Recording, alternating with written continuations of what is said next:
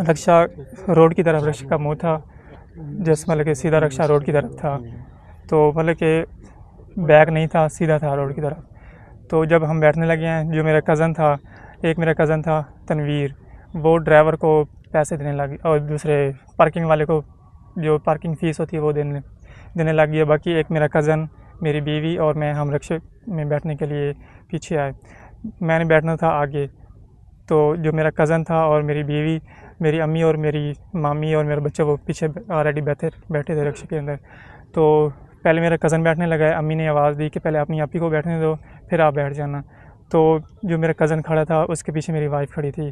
तो जब उस मेरे कज़न ने उसको रास्ता देने के लिए ना कि ये पहले बैठ जाए, थोड़ा सा पीछे हुआ, तो उसके पीछे मेरी वाइफ़ खड़ी थी। वो भी उससे बचने के लिए कि मेरे साथ ना लगे, तो वो भी थोड़ा पीछे हुई। पीछे बहुत गहरा मेन होल था, उसके अंदर गिर गई। तो जब वो गिर रही थी, मैंने उसको गिरते हुए देखा। मैं रिक्शे के सामने खड़ा था, मेरी आंखों के सामने गिर रही थी, तो मैंने उसी वक्त शोर मचाना शुरू कर दिया। तो मेरे कज़न ने भी शोर मचाया, हम सब ने शोर, साथ रिक्शे वाले खड़े थे, बहुत काफ़ी लोग खड़े थे, सब ने शोर मचाना शुरू कर दिया। उसके बाद मैंने आवाज़ें लगाई कि रेस्क्यू को कॉल करो, रेस्क्यू को कॉल करो। जब मुझे लगा कि किसी ने कॉल नहीं की, सारे लोग, मुझे नहीं लगा था किसी ने, मुझे आइडिया नहीं था कि किसी ने कॉल की होगी, तो फिर मैंने खुद कॉल की। मैंने कॉल की, उसके बाद पहले एम्बुलेंस आई।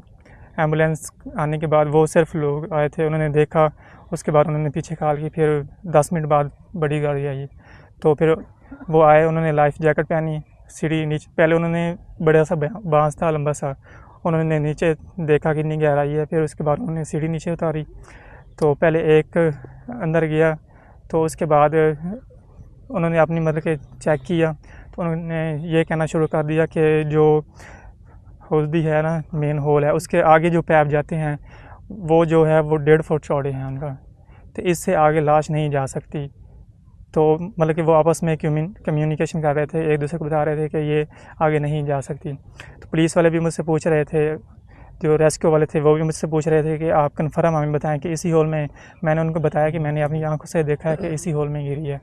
तो वो यकीन नहीं कर रहे थे, वो कह रहे थे कि जो पैप है वो 1.5 फुट चौड़ा है, तो इससे आगे नहीं जा सकती। तो फिर SHO ज़ैन अब्बास, उन्होंने मुझे हिरासत में लिया, वो मुझे ले गए। ये नहीं पता कि वो जगह कौन थी, मेरा कज़न और मुझे वो ले गए। जो रेस्क्यू वाले थे उन्होंने सिर्फ पहला होल चेक करने के बाद ही ये कह दिया था कि इससे आगे नहीं जा सकती, ये फेक कॉल है। वहाँ पे कितनी देर बाद आपको लेके गए थे, तो कितना टाइम उधर रुके रहे? जब रेस्क्यू वालों ने सीढ़ी अंदर उतारी है, उन्होंने बयान दिया, उसके बाद मुझे ले गए। कितना टाइम रखा? फिर उसके बाद मैं उधर उनके पास ही रहा। कितने घंटे तक? सर मुझे बयान करना। अच्छा, ये पुलिस वाला आप बता रहे थे जो ज़ैन अब्बास है, SHO ज़ैन अब्बास, वो मुझे ले, इनके साथ एक और भी था, उसका मुझे नाम याद नहीं है। मुझे और मेरे कज़न को ले गए, उन्होंने मुझे ये कहा कि आपसे एक बयान लिखवाना है, आप हमारे साथ चलें। तो मैं इनके साथ चला गया। मैंने कोई ऐसी बात नहीं कि मैंने नहीं जाना ये वो। तो मैंने एक बार इनसे ये कहा था कि मुझे बेहतर है कि आप मुझे यहाँ रुकने दें, ताकि मैं इनके साथ उनके साथ अपनी बीवी और बेटी का देखूं कि वो कैसे निकाल रहे हैं। आपके ऊपर तशद्दुद वगैरह भी किया था? सर मैं बयान कर रहा हूँ। जी मुर्तज़ा साहब, ये बताएं कि जब आप उधर थे तो सर बाद में बाकी जो सवाल होंगे वो बाद में ठीक है, बोलिए। फिर वो मुझे ले गए हैं, तो उन्होंने मुझे उधर बिठाया है। तो फिर मैंने जो SHO ज़ैन साहब थे उनको मैंने कहा कि ये मेरा मोबाइल बंद होने वाला है, 3% बैटरी रह गई थी। उनको मैंने मोबाइल दिया कि चार्जर लगा दें, उन्होंने मेरा मोबाइल चार्जर पे लगा दिया। उसके बाद वो एक पेज और पेंसिल लेकर आए, उन्होंने मुझसे कहा कि आपका हमने बयान लिखना है। तो मैंने सारा वाक़या बताया कि इस तरह हम आए हैं, तो उन्होंने लिखा। फिर थोड़ी सी मिस्टेक ये थी कि जो रक्षा था वो मेरे कज़न का अपना था। जो उन्होंने बयान मुझसे लिखा था उसमें ये लिखा था कि रक्षा किसी और का है। तो फिर बयान मैंने अपने हाथों से लिख कर दिया उनको। फिर SP साहब बिलाल साहब भी उधर ही थे, SHO ज़ैन अब्बास वो भी था। तो काफ़ी देर मैं उधर वेट करता रहा हूँ। उन्होंने कहा कि आप वेट करें, आप इधर ही बैठें। तो फिर इन्होंने मुझसे इन्वेस्टिगेशन शुरू कर दी कि आपकी बीवी और आपका कोई झगड़ा तो नहीं चल रहा था। मैंने इनको बताया कि हमारा कोई झगड़ा नहीं चल रहा। पहले एक बार हमारा छोटा सा मामला हुआ था, उसके बाद हमारे 2 बच्चे भी हुए हैं, उसके बाद कोई ऐसी बात नहीं है। हम हंसी खुशी यहाँ घूमने के लिए आए हैं। तो उन्होंने इन्वेस्टिगेशन जारी रखी। उसके बाद फिर उन्होंने कहना शुरू कर दिया कि जो रेस्क्यू वाले वो कह रहे हैं कि उस होल से आगे नहीं जा सकती न, उन्होंने आगे 2 भी चेक किए हैं होल, उसके अंदर भी नहीं है।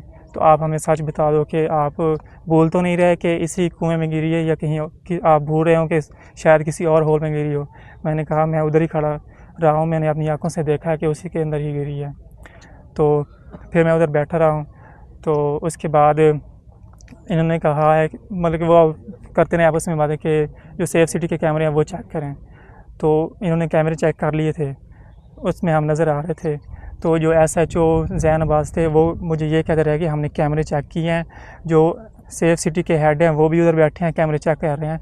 उन्होंने पूरे जहाँ से आप आए हो पूरे कैमरे चेक किए हैं, लेकिन आप कहीं नज़र नहीं आ रहे। उन्होंने ये मुझसे झूठ बोलते रहे हैं। SHO साहब ये मुझसे झूठ बोल रहे हैं, बार बार यही कहते रहे हैं कि आप किसी कैमरे के अंदर नहीं आ रहे। मैंने ये कहा कि कहीं ना कहीं तो कैमरा लगा होगा, उसमें मैं आ रहा हूँगा। तो उन्होंने मेरी बात नहीं मानी। उन्होंने ये कहा है कि आप हमें सच बता दें, आपने अपनी बीवी को किसी रिक्शे वाले के साथ बिठा दिया हो, इस तरह की नज़ेबा बातें करते रहे हैं कि आपने खुद कहीं भेज दिया है, ये किया है, वो किया है, तो या आपने खुद कहीं अगवा करवा दिया है, ऐसी बातें करते रहे हैं। तो उसके बाद मुझे ये पीछे कमरे में ले गए हैं, वहाँ पे SP बिलाल साहब थे और SHO साहब थे ज़ैन अब्बास। तो उन्होंने मुझे तशद्दुद किया। मैं इनको कहता रहा हूँ कि आप वेट कर लें, रेस्क्यू को और चेक करने दें, मैं आपके पास ही हूँ, मैं कहीं जा नहीं रहा। आप रेस्क्यू को चेक करने दें, सेफ सिटी कैमरे चेक कर लें, उसके बाद आप जो भी करना हो मेरे साथ कर लेना। लेकिन जो बेल्ट होता है उससे, डंडे से और हाथों से नहीं, जो हाथ से मारा वो सार में मारा, उसके बाद पीछे मारा। एक बार नहीं, दो से ज़्यादा बार मारे हैं। अच्छा, जिस टाइम वो खातून मैं इनको जब ये मुझे मारते रहे तो मैं कल वो कह रहे हैं कि हमने सारा कुछ चेक कर लिया है, जो पता चलना है वो आपसे ही चलना है। ऐसे जब ये कह रहे थे कि जो पता चलना है वो आपसे ही पता चलना है, इसके अलावा कुछ भी नहीं है। मुर्तज़ा साहब सारा मामला तो क्लियर हो गया, लेकिन आपका मुतालबा क्या? मुतालबा सर मैं एक बयान तो कंप्लीट करने दें सर। चलो करने। वो ये कह रहे थे कि आपके अंदर से ही हमने निकालनी है, कि आपने कहाँ की है। तो फिर मुझे तशद्दुद करते रहे, मुझे इन्होंने नीचे बिठा दिया।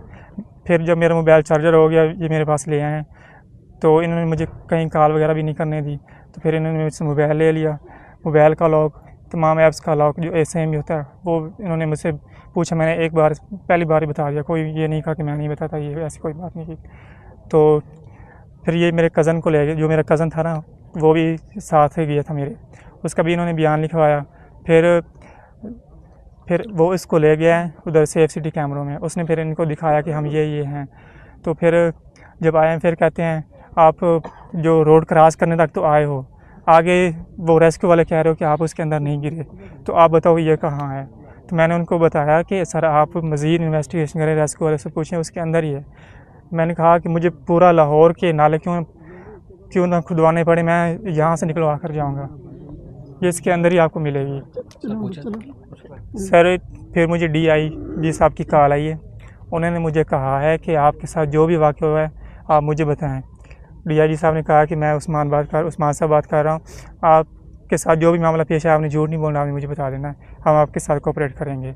तो मैंने उन्हें कहा है कि जो मेरे साथ तशद्दुद हुआ वो मैंने सारा उनको कहा। उसके बाद जो मेरी कॉल जब कट होगी IG साहब से, उसके बाद जो SHO ज़ैन अब्बास थे उन्होंने कहा कि आप हमारी शिकायतें लगाने लग गए हो। तो उसके बाद उनके जो रवैया था वो चेंज हो गया था। पहले जब हम LD वालों के ख़िलाफ़ और बाकी लोगों के साथ जो एप्लीकेशन दे रहे थे वो डिले कर रहे थे कि अभी रुकें, हम कर देते हैं। जब ये मैंने IG साहब को कहा कि हाँ हमारा काम जल्दी कर दें और मैंने उनकी शिकायत भी लगा दी, तो मैंने IG साहब से ये भी रिक्वेस्ट की कि जो हम पोस्टमास्टर वो हम नहीं करवाना चाहते। उन्होंने कहा हम आपसे कोऑपरेट करते हैं। तो जो ज़ैन अब्बास थे उन्होंने फिर जल्दी हमारी FIR करवा दी।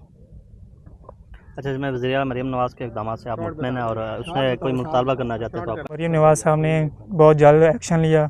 उन्होंने सारी टीमें, कमेटी वाले, LD वालों, रेस्क्यू वालों, सब के साथ मतलब कि एक्शन लिया उन्होंने। तो हमारे जो मरीम नवाज़ साहब ने किया वो हमारे लिए बहुत अच्छा किया है। जो पंजाब पुलिस है वो पूरी, मैं ये नहीं कह रहा कि पंजाब पुलिस ख़राब है, उसमें जो 2-3 लोग हैं वो ऐसे हैं। बाकी जब हम डेड हाउस में थे वहाँ पे SSP तौकीर साहब थे और भी काफ़ी लोग थे, उन्होंने हमारे साथ बहुत अच्छा कोऑपरेट किया है। फिर जब हम डेड हाउस में थे वहाँ IG साहब और चीफ सेक्रेटरी साहब हमें मिलने आए हैं, उन्होंने हमें तसल्ली दी है, वो उनका रवैया हमारे साथ बहुत अच्छा था। वज़ीर आला से क्या था? आपकी शादी को कितना अर्सा हो गया और बच्चे टोटल कितने थे? 25 अगस्त 2019 को हमारी शादी हुई थी। और मुतालबा क्या आपका वज़ीर आला मरीम नवाज़ से? मुतालबा करने का? सर मुतालबा कोई भी नहीं है, बस उन्होंने हमारे साथ करने के बाद मैं उधर ही इन्वेस्टिगेशन रूम में बैठा था, तो फिर SP साहब आए हैं एक पिक्चर लेकर के, ये डेड बॉडी मसूल हुई है, ये आप पहचान करें कौन है। तो मैंने कहा कि ये मेरी वाइफ हैं, तो वो मान नहीं रहे थे कि नहीं ये आप झूठ बोल रहे हो, ये भी आप झूठ बोल रहे हो। तो फिर उन्होंने मुझे बाहर आकर बिठा दिया। तो फिर जब इनको पता चला कि ये वाकई इनकी वाइफ है, उसी के अंदर ही गिरी है, सेफ सिटी कैमरे उन्होंने चेक कर लिए, तो फिर ये मुझसे माज़रत करने लगे, सॉरी करने लगे। तो फिर मैं उधर बैठा था, फिर DIG साहब आए, उन्होंने मुझसे पूछा क्या वाक़या हुआ है। मैंने उनको बताया, तो उन्होंने कहा कि आपको इन्होंने मारा तो नहीं है। मैंने उनको कहा हाँ इन्होंने मुझे मारा है। तो SHO साहब खड़े थे साथ, तो DIG साहब ने ये कहा कि आप कैसे बेवकूफ़ SHO कि उसके साथ पहले भी इतना बड़ा वाक़या पेश आया, ऊपर से आप उसको मार रहे हो, शर्म करो, ऐसा उन्होंने उसको कहा था। फिर उन्होंने मेरा बच्चा फिर वो बाकी लोग भी आ गए जो मेरी फैमिली के थे, तो फिर मेरे बच्चा, मेरी अम्मी और जो हमारे साथ थे वो भी आ गए। फिर DIG साहब ने हमें, मेरे बच्चे को जूस पिलाया, हमें चाय बिस्किट पिलाई, तो उसके बाद वो चले गए। फिर कमेटी वाली टीम आई, तो उन्होंने भी हमसे सारी बात पूछी। उसके बाद उन्होंने कहा कि आपकी कल 10 बजे मीटिंग होगी, तो आप अभी इधर ही रुकें। तो उसके बाद हम मामूर जो मेरी वाइफ का वालिद साहब हैं, हम उनका इंतज़ार करते रहे। उन्होंने आना था खानेवाल से, तो वो आए हैं। तो उसके बाद जब वो इधर पहुंच आए हमारे पास, उसके बाद ये हमें कहीं ले गए हैं कि आप इधर रहें, रात गुजारें, उसके बाद सुबह हम आपको 10 बजे मीटिंग के लिए ले जाएंगे। उसके बाद फिर सुबह हमें ले गए हैं, उसका मुझे नहीं पता था कि कहाँ ले गए हैं। वहाँ पे रेस्क्यू टीम थी और भी कुछ टीमें थी। कमेटी वाले उनसे पूछ रहे थे कि क्या क्या बयान है वो आपने लिखवाना है, वो भी लिखवा रहे थे। तो मैंने भी उधर लिखवाया बयान, तो हमारी फैमिली पूरी उधर ही थी। तो उसके बाद हम काफ़ी देर उधर रुक रहे हैं। तो जब मेरी वाइफ की लाश मिली थी ना 12:30 बजे, तो मैं इनसे पूछता रहा हूँ कि वो कहाँ है। तो जो SHO साहब थे उन्होंने मुझे कुछ नहीं बताया कि वो कहाँ है। जब कमेटी वाले आए थे ना, हमारे DIG साहब के जाने के बाद जो कमेटी वाले आए थे, उन्होंने हमें बताया था कि वो डेड हाउस में है, आपको हम जो बच्ची है वो निकाल कर उसका हम चेक कर रहे हैं, हम इकट्ठे ही आपको भेज देंगे।